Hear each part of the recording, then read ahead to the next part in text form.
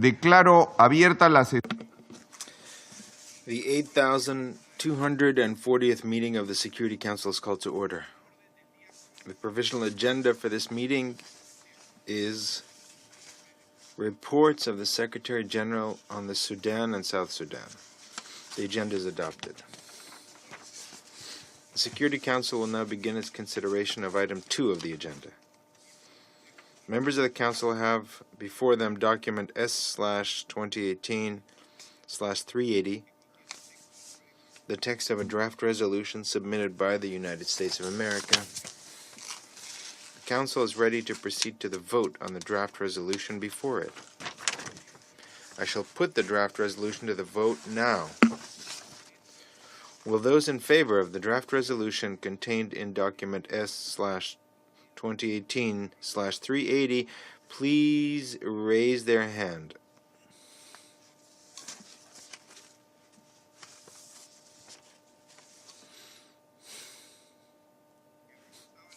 The result of the voting is as follows. The draft resolution received 15 votes in favor. The draft resolution has been adopted unanimously as Resolution 2412 of 2018.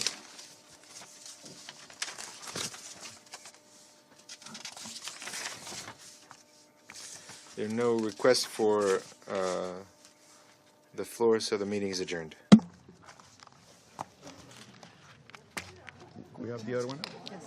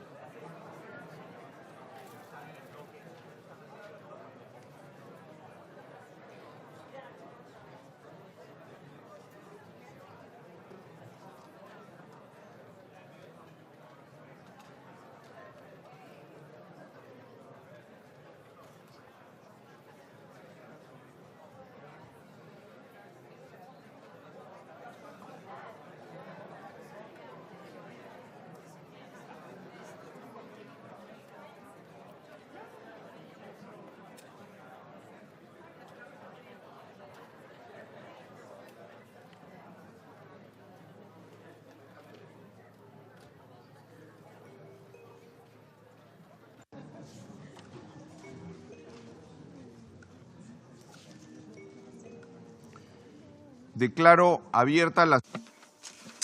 The 8,241st meeting of the Security Council is called to order.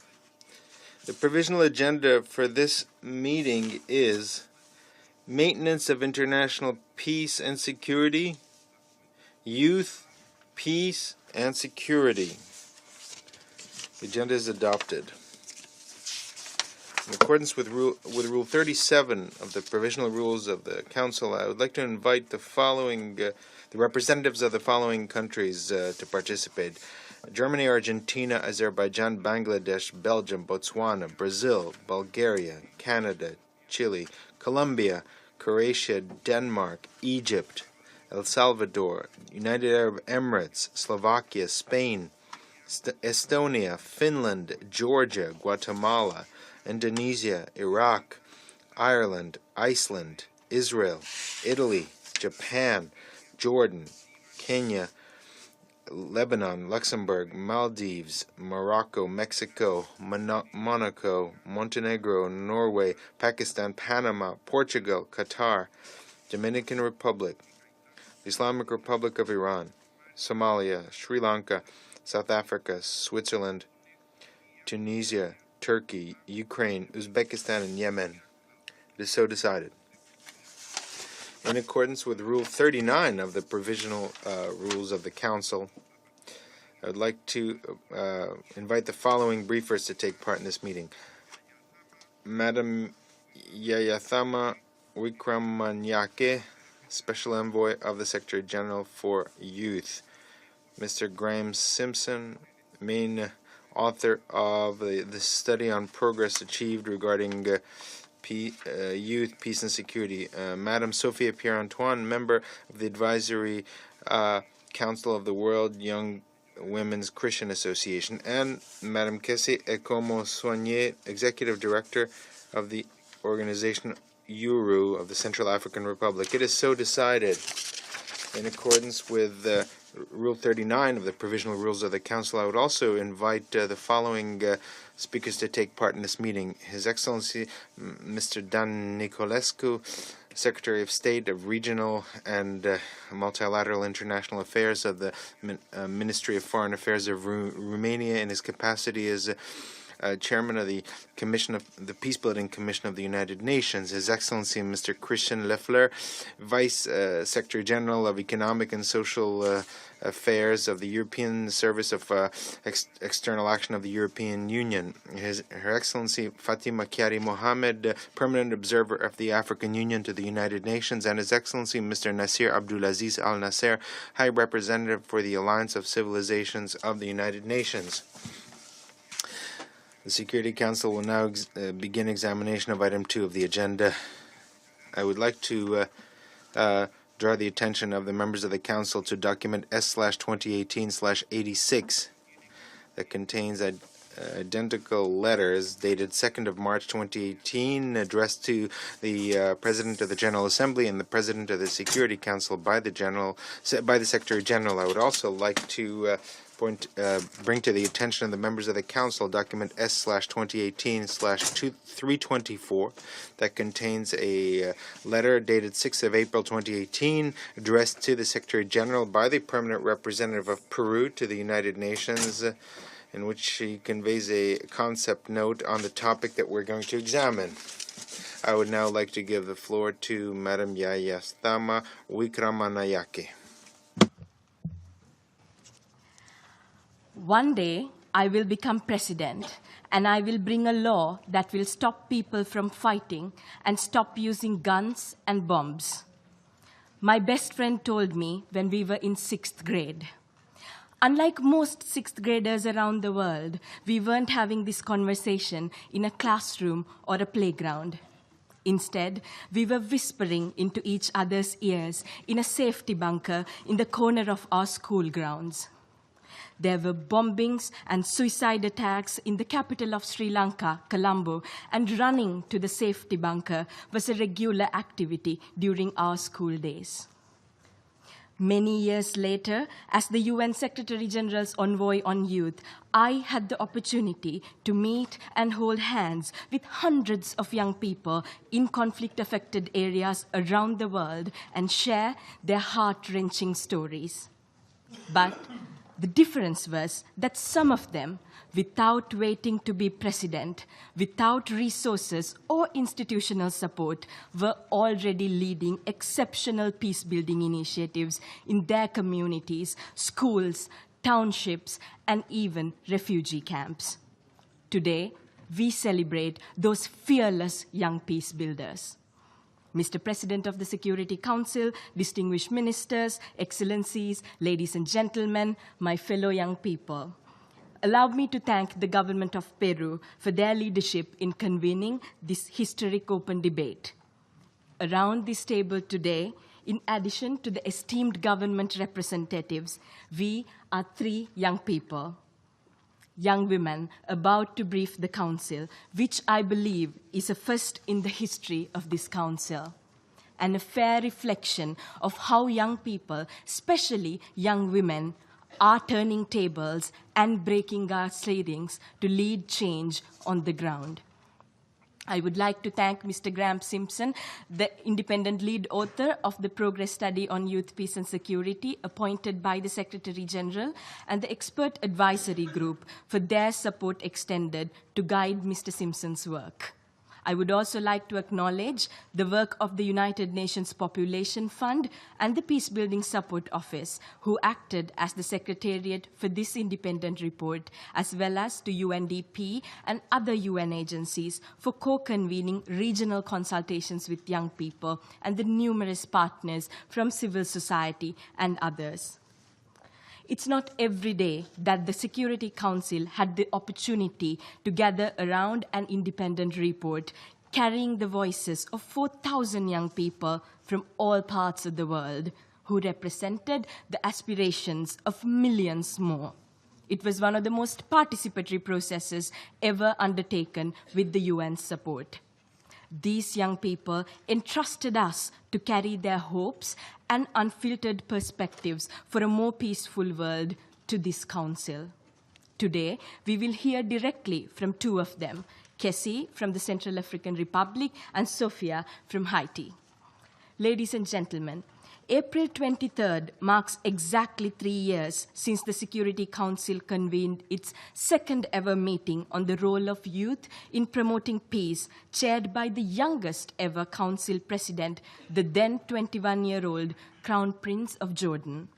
The meeting recognized that young people drive change, but they are not in the driving seat, and called for giving them the license to help steer our common future. Thousands of young people rallied behind this call by using their exceptional communication and networking skills to mobilize behind a common cause.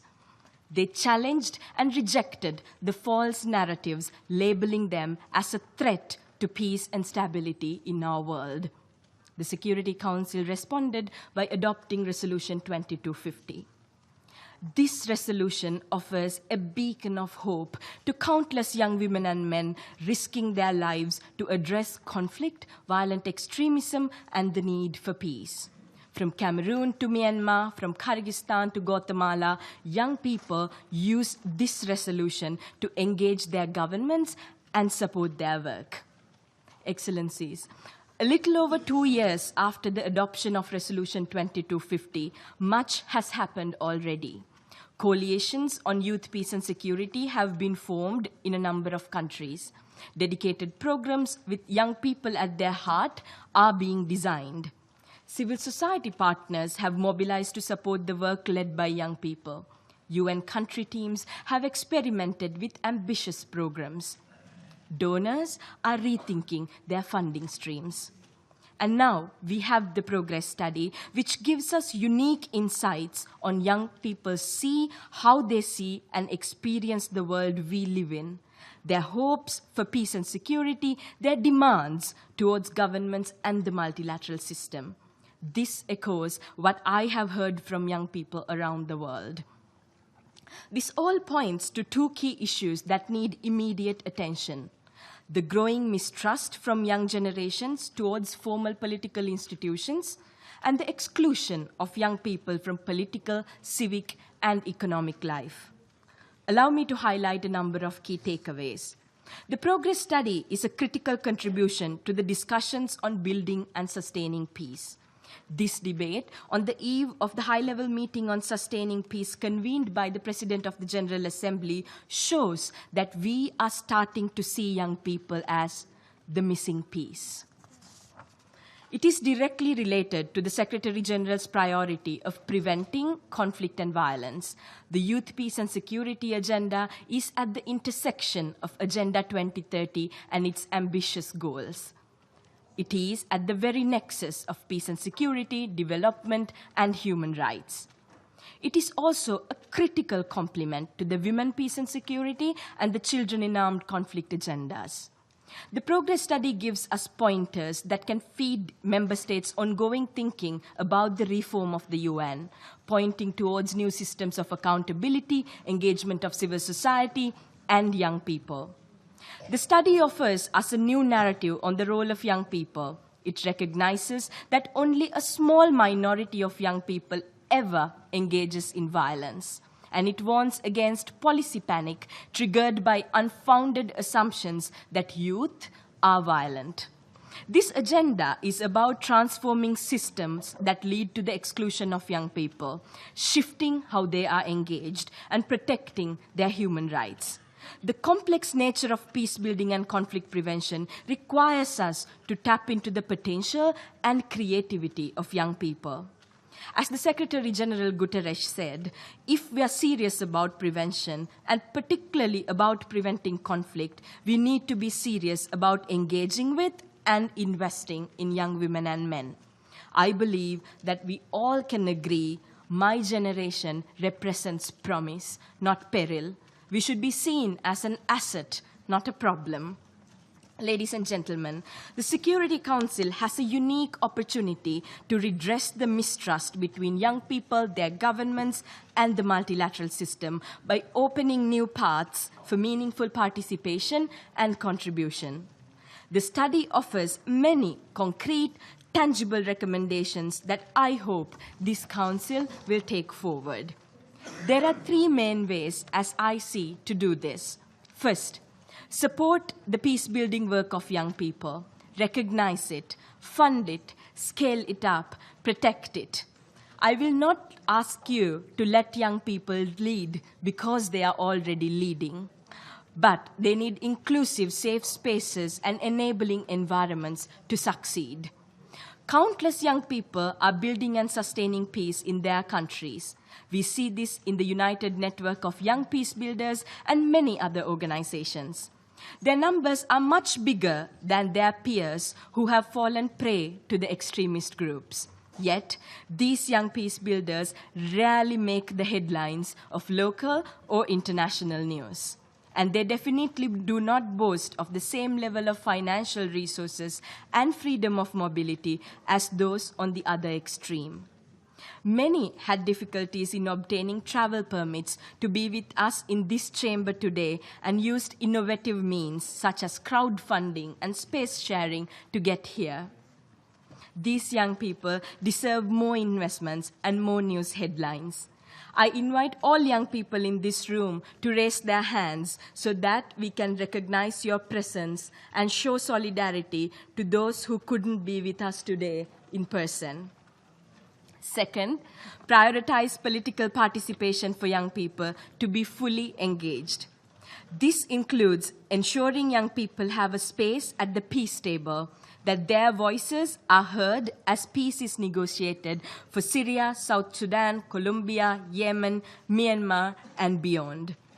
On peace-building strategies and action plans, young people must be key stakeholders, not mere recipients of directions. Young people should feel that their vote counts, should be engaged in electoral processes and political party structures, and not considered too young to run for public office. Countries must remove all age restrictions that limit young people's political participation. Lastly, partner. Today's open debate should be an important building block to continue our collective efforts to promote young peace builders. I have personally met young people in Iraq, Somalia, and Colombia who spoke about how 2250 is helping to close the trust deficit between young people and the international community. We need to build up on this momentum.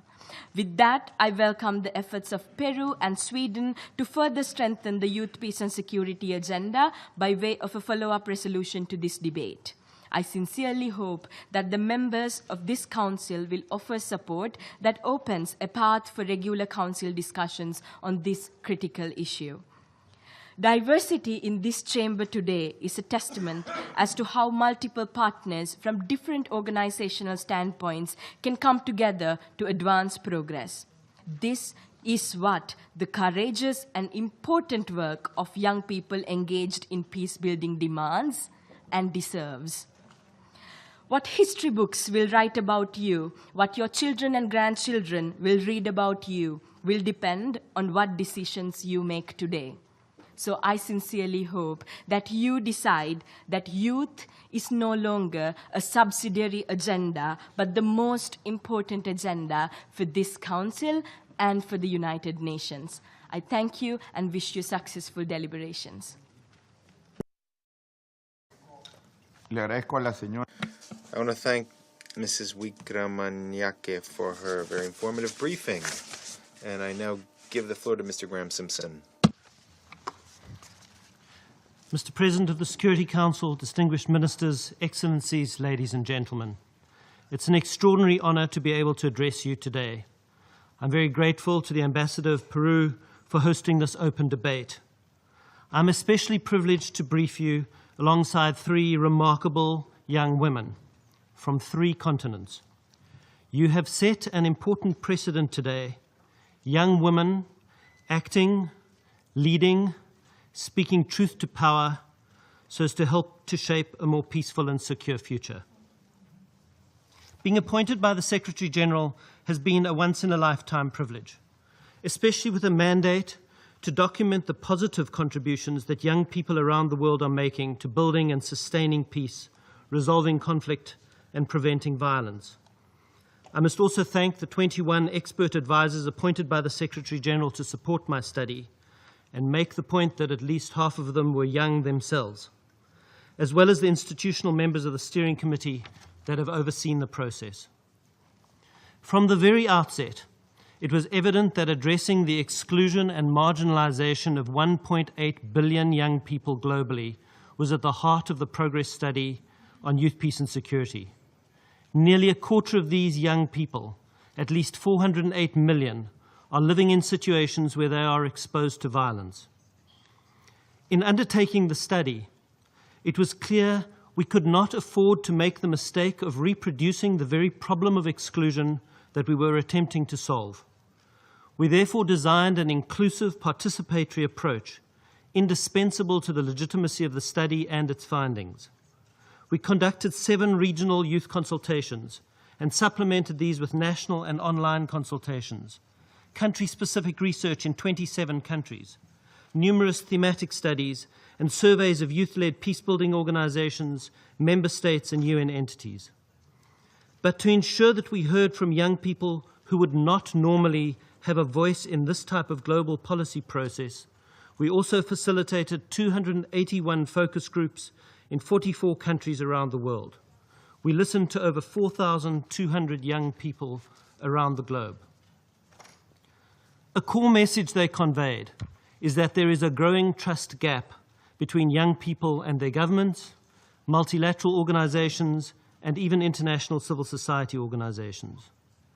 This is a challenge that must be embraced, not fended off, and reflects a trust deficit that we have to bridge. The young people we consulted also understood that they are not trusted by their governments and their leaders. Instead, they are treated as a problem to be solved, or worse still, as a threat. As one young man said to us, and I quote, "Society gives you an eternal tattoo, a label of an offender, a failure, or a source of problems," end quote. The stereotypical youth is represented as a young man with a gun, whilst young women are inevitably consigned to the status of passive victims.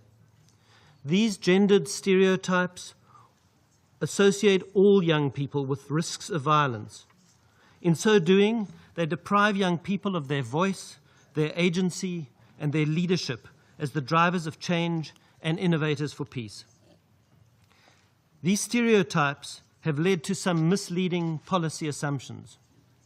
The first among these is that bulging youth populations necessarily produce an increased risk of violent conflict. The second assumes that young refugees or youth migration presents new threats of terrorist infiltration and violent crime. And the third is the assumption that most young people are susceptible to recruitment into violent extremist groups. There is little or no evidence to support this policy panic, but the result has still been disproportionate investment in hard-fisted security measures which address the consequences and not the causes of violent conflict. The impact or the cost-effectiveness of these measures is seldom, if ever, properly evaluated. Ladies and gentlemen, the reality is that the vast majority of young people are not involved in violence. We shouldn't romanticize this. Most young people are just getting on with their lives. But many others are exercising great courage, creativity, and resilience in working for peace and security, usually voluntarily, often under very hazardous conditions. Yet this resourcefulness remains largely unappreciated as a universal social asset and is consequently severely undersupported. But this study paints a picture of how young people are undertaking peace work in virtually every society across the globe. They are working across all the phases of peace and conflict cycles, including early interventions to prevent the outbreak of violence in relatively peaceful societies, as well as working to prevent the continuation or the escalation of violence in situations of ongoing conflict. They have a key role to play at the table in formal peace processes and also in consolidating peace and preventing the recurrence of conflict through dialogue, post-conflict reconstruction and reconciliation. Young men and women contribute to social cohesion through building peace from the most local levels in their families and communities through national, regional and international levels. They are working across different kinds of conflict and with different types of violence, including violent crime, gender-based violence, political violence and terrorism. They are expanding their reach through innovative partnerships with local government, with civil society, with civic and women's organizations, and building regional and global networks. And they are forging new pathways and spaces through art, culture, sports, and especially through the creative occupation of cyberspace, social media, and the development of new technologies for peace. Finally, young people continue to contribute to meaningful change through their peaceful protest and dissent, seeking justice, challenging corruption, demanding freedom of movement and expression, protesting gun violence. Excellencies, through this work on peace and security, there is an alternative opportunity for member states and international actors to invest in the upside, young people's resilient commitment to peace. To do this effectively, it is necessary to move from exclusion to meaningful inclusion of young people. It is ultimately only through countering the violence of exclusion that we can prevent the violence of extremism in all its forms. For exclusion to be meaningful, it must, however, be comprehensive.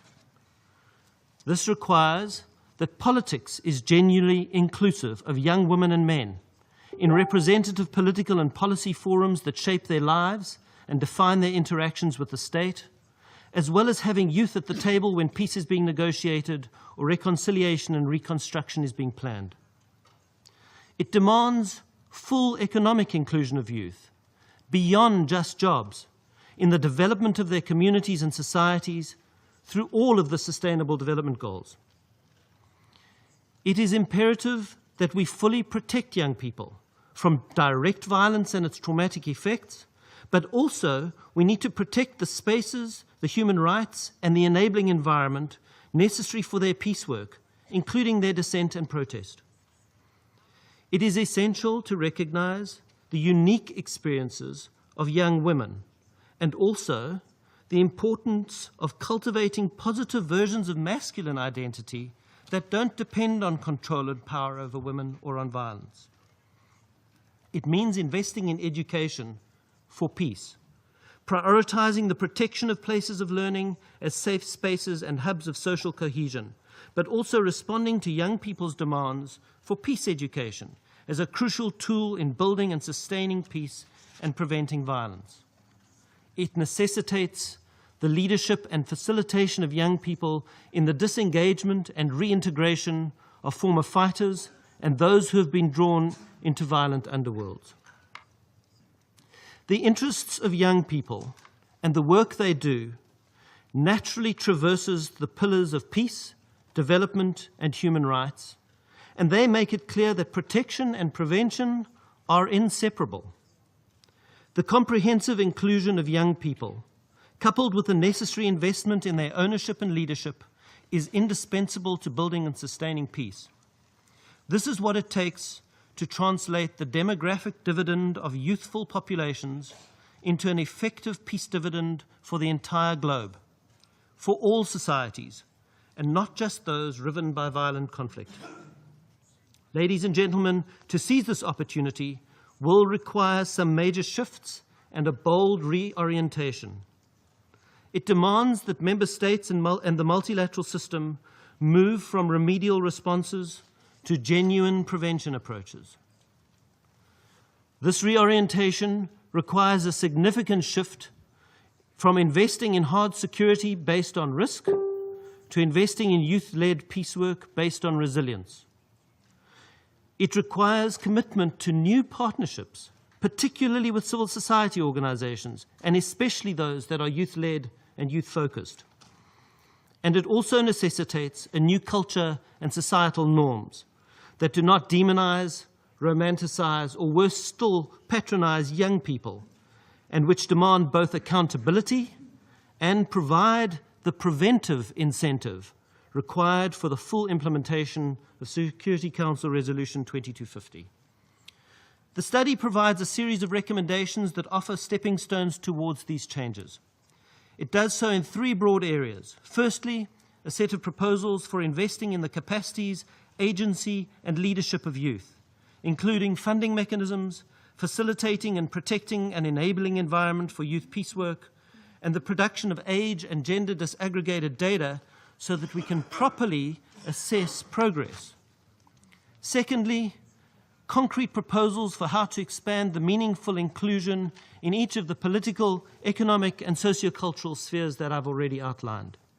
And finally, recommendations for building national, regional, and global partnerships and collaboration through youth peace and security coalitions at national level, developing dialogue and consultation platforms for young people inside and outside of the UN, establishing advisory boards and youth advisory councils at country and regional levels, and through regular reporting mechanisms on progress to this Council.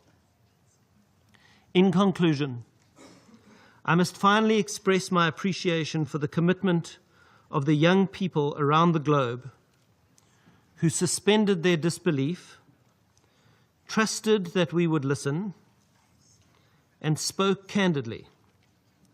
I promised them that in what I wrote and presented here, they would be able to see themselves and hear their voices. This is the missing piece in our world. The question is not whether we address this. It is only about how. I thank you. Le agradezco al señor Simpson. I thank Mr. Simpson for his extremely informative briefing. I now give the floor to Ms. Sohpia Pierre-Antoine. Mr. President of the Security Council, Excellencies, distinguished delegates and participants, I am deeply thankful to His Excellency Ambassador Gustavo Mesa Quadra of Peru for inviting me to speak to you today during this important debate on youth peace and security. My name is Sohpia Pierre-Antoine. I was born in Haiti in 1991 as a coup d'etat was unfolding. I was a teenager when the following coup d'etat took place in 2004. Like many young women and men of my generation, my childhood and adolescence were marked by periods of violence and political instability. Many would be quick to think that these challenging circumstances made my fellow young Haitians become frustrated, exasperated, violent, or helpless victims. Yet, we are the ones leading a daily struggle to ensure security in our streets, peace in our homes, and justice in our communities. After the 2010 earthquake that killed hundreds of thousands of people and displaced over 1 million, the Young Women's Christian Association of Haiti, a locally led feminist NGO for young women, by young women, was quick to offer psychosocial support in internally displaced camps. During one of the group therapy sessions, in an area prone to conflict between rival gangs, a young girl, shared that she was not, in fact, afraid of another earthquake, but afraid of older men coming into her tent at night. These girls were also afraid of the ones who were supposed to bring aid, but in the end contributed to more abuse. For years, young women organized discussion groups and workshops to change attitudes and gender norms which contribute to the high rates of violence and impunity within the IDP camps and neighboring communities. In the process, they became community leaders and role models for younger girls to look up to. This is a testament to the importance of adapting peace-building work to a feminist and age-appropriate framework. effectively addressing the concerns of young women and girls, including trauma healing, empowers and fosters leadership skills. The narrative of young women as powerless victims must be changed. In communities I worked with, the rule of law was often not present. Local government and police were either absent, overwhelmed, or complicit. Young men organized themselves and formed patrol groups to block gangs from entering their community. It would be easy, because of gender stereotypes, to see these young men as loitering or violent youth, when in fact they were only trying to protect their loved ones. Cultures that do not allow men to express their feelings and offer only violent role models foster an atmosphere in which unhealthy and oppressive behaviors are normalized and rewarded. This type of toxic masculinity creates situations that feed insecurity in the home, in the streets, and ultimately for the entire community. The narrative of young men as perpetrators of violence must be changed. I'm here in front of you today to talk about the gender aspect of youth peace and security. I urge you to recognize that transforming cities, public spaces, and homes into safe spaces for young women and trans youth is a human right. This is what we are striving to obtain with the Progress Study. I was privileged to be part of the consultations organized in the framework of the Progress Study for the Latin American and Caribbean region and at the global level. I witnessed the passion and drive of young peace builders globally. Discussing the topic of peace and security is not easy and has led to deeply challenging but also profoundly honest conversations. We shared our experiences, our failures, our setbacks, but mainly our lessons learned and our victories. We were given a proper platform and a caring ear, and so we discussed openly. As a result, behind each of the recommendations of the Progress Study are multiple testimonies of pain, loss, disillusion, but also stories of courage, hope, and success. Such inclusive platforms for young women and young men to take part in peace and security discussions are rare.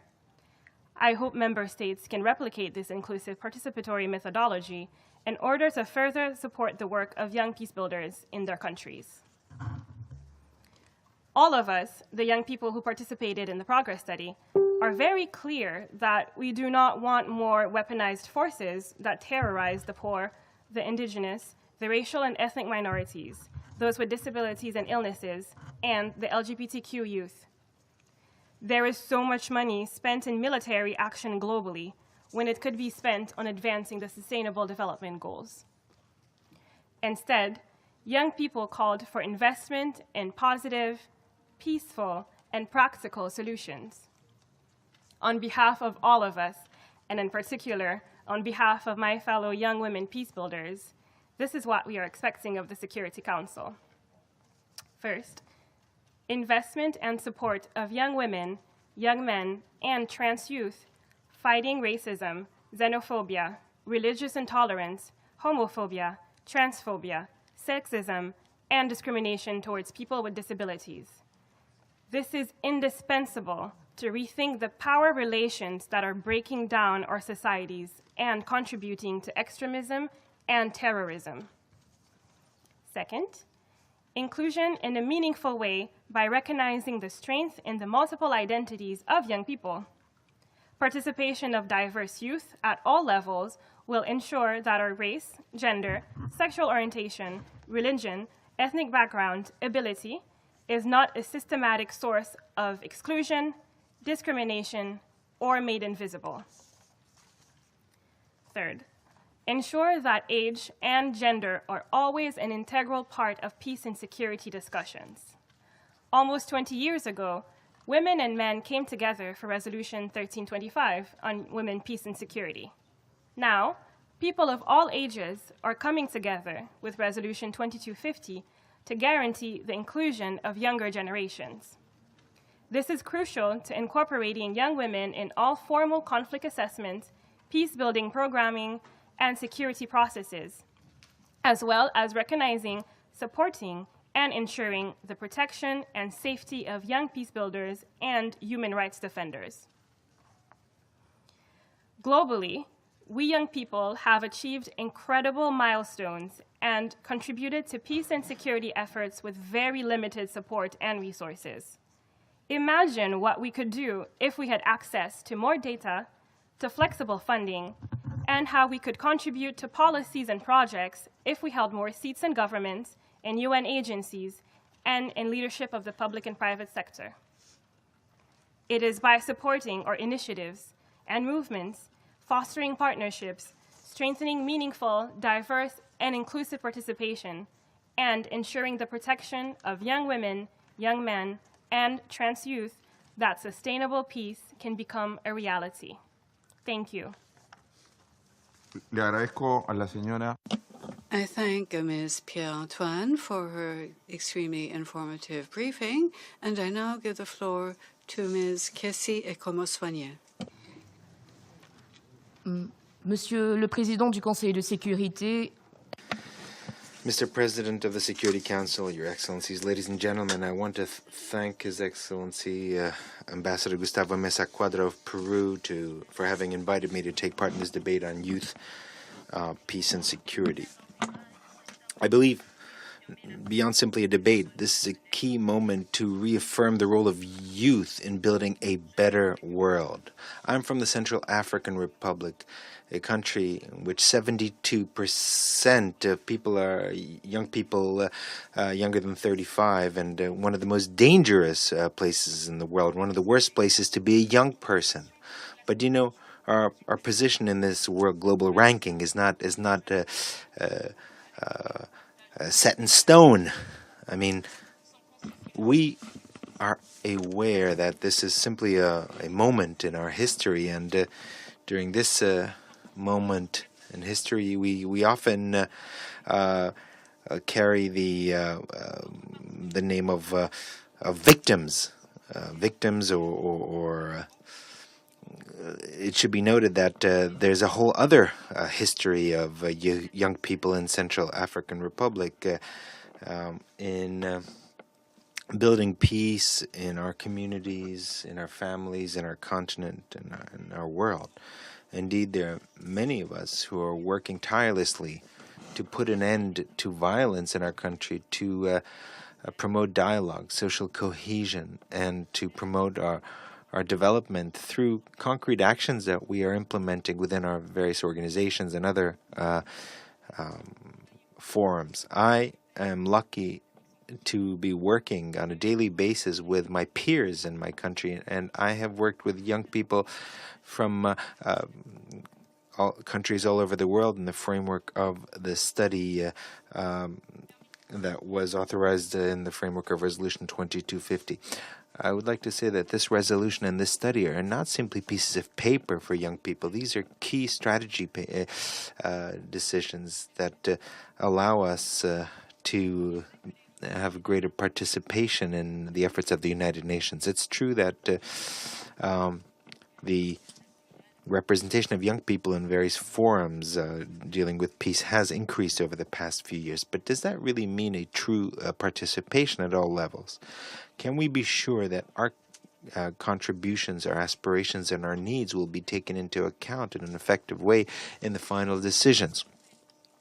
Our representation should not be merely symbolic. It shouldn't be limited to invite us for official inaugurations, because unfortunately, what happens in many of our countries is that the young people their role is seen as a kind of a favor that is given to young people. But in fact, what's important is ensuring participation of youth over the long run. In the Central African Republic, young people were not taken into account for a long time in attempts to resolve the conflict. It's only recently that efforts by young people in their families and in their societies have started being highlighted. We are seeing in our government partners in the United Nations agencies a new determination to work with us, with young people, and we're proud of this. We have the feeling that we're helping our country, that we are contributing to building our country. have a feeling that I'm here to launch an appeal to you, an appeal for partnership. You're not alone. We're there with you to build the kind of peace that we all wish to see. This partnership can only be built if we agree to go beyond our prejudices and our stereotypes and agree to work together in an effective way. And that is exactly what we're striving for. We need to act now. The partnership that we're talking about takes various forms and requires significant strategic and financial choices. In particular, we expect from the Security Council and from all member states that you adopt and establish a quota in order to ensure the direct participation of young people, including gender equality in all phases of transition towards peace from conflict. This should be done in the framework of prior negotiations as part of a national dialogue, in the process of drafting a constitution, as part of a transitional justice, or any kind of political process related to peace and security. These mechanisms should allow for a fruitful debate with young people. And the idea is to, in particular, to focus on the participation of young women, and it's important to ensure that security measures are established. We also expect from our governments that they institutionalize measures to bridge the gap between young people and their participation at the local and national level in various institutions and mechanisms of governance. And it's important to facilitate the participation of young people in various elected offices by making particular efforts. We also ask our states to promote a civic dialogue where young people can make an inventory of priority actions for their community to consolidate peace, and where young people can take part in decisions on how to allocate financial resources. We call on involving young people in evaluating their economic needs and in implementing and monitoring the programs that are actually decided on. These programs must also seek to involve the most marginalized young people so that they are the ones that benefit from job creation programs and other economic efforts. Lastly, we ask you to preserve the rule of law, in particular by protecting young people from arrest and arbitrary detention, by putting an end to impunity and making sure that the principle of access to justice and accountability applies equally to everyone. Young men and women must be privileged partners in the framework of implementing reforms in security and criminal justice. In 2025, Resolution 2250 will mark its 10th anniversary. We hope an investment of $1 per young person to up to then. $1.8 billion that will be. Together, we're throwing down this challenge to make these aspirations a reality. Thank you very much. Thank you very much, Madam Ekomo-Soignet, for